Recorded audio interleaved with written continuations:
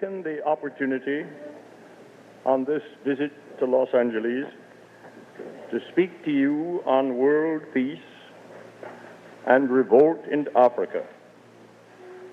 These subjects, together with that of the problems of minorities in the United States, form in fact one problem when brought together and viewed in unity.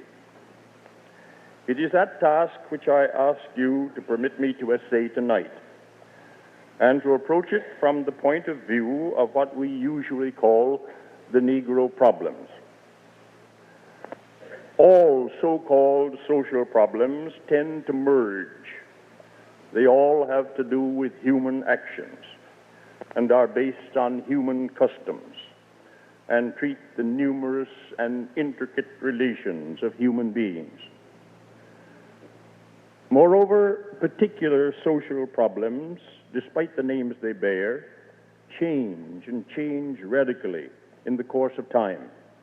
Indeed, social problems change more often and in more ways than physical problems because of the unpredictable variations in human feelings and choices. They are subject to the same physical laws as sticks and stones, but there is enough of what we call will and volition to make it necessary for persons who are studying a human problem or trying to conduct their action in accordance with its present manifestations to keep a wary eye on changes and on current facts. For instance, in the United States during the young manhood of Frederick Douglass, the Negro problem was the problem of slavery. There were, of course, minor and connected problems, but they were all subjected to the main problem of human freedom. Then rather suddenly, between 1863 and 1876, the Negro problem became a problem of political enfranchisement and party government, which rapidly descended into race war, leading to temporary attempts to grapple with problems of work and education, but finally ending in practical disfranchisement of the entire Negro race in the South in 1876. From 1876 until our day, the race problem in the United States of the Negro has been primarily a struggle to regain the right to vote in the midst of caste discrimination, changing slowly but definitely to a problem of the right to work and to be trained for work at all levels, and to a struggle for broad civil and social rights.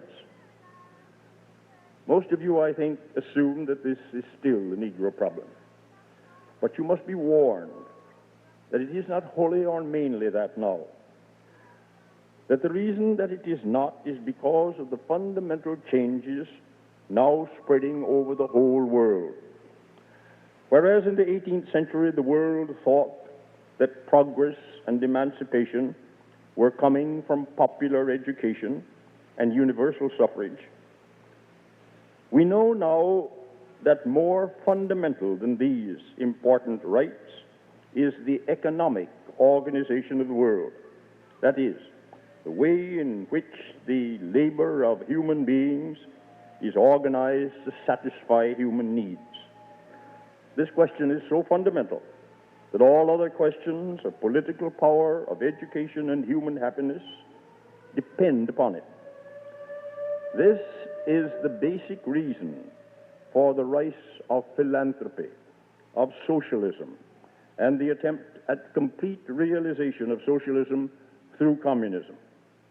It is immaterial whether or not you like or accept socialism or communism. The absolute compulsion of your facing the problem which they try to solve is inescapable. While I am sure most of you realize this worldwide change of emphasis, I doubt if you see how this affects the Negro problem in the United States, because most American Negroes of education and property have long since oversimplified their problem and tried to separate it from all other social problems. They conceive that their fight is simply to have the same rights and privileges as other American citizens. They do not for a moment stop to question how far the organization of work and distribution of wealth in America is perfect, nor do they for a moment conceive that the economic organization of America may have fundamental injustices and shortcomings which seriously affect not only Negroes, but the whole world.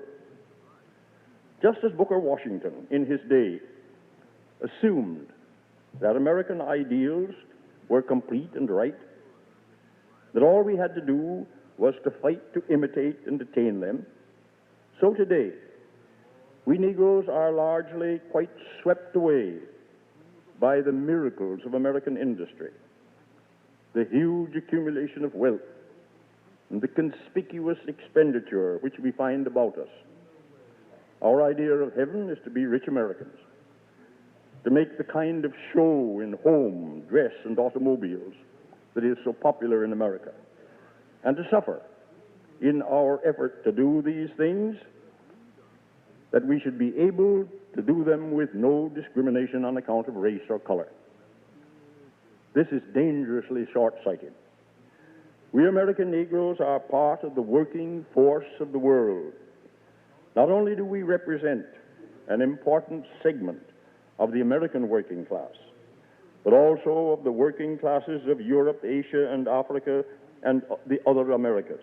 In these days of uncertainty, we have to live, and here in the United States, where for many it is difficult to earn a living without selling one's soul to falsehood and greed.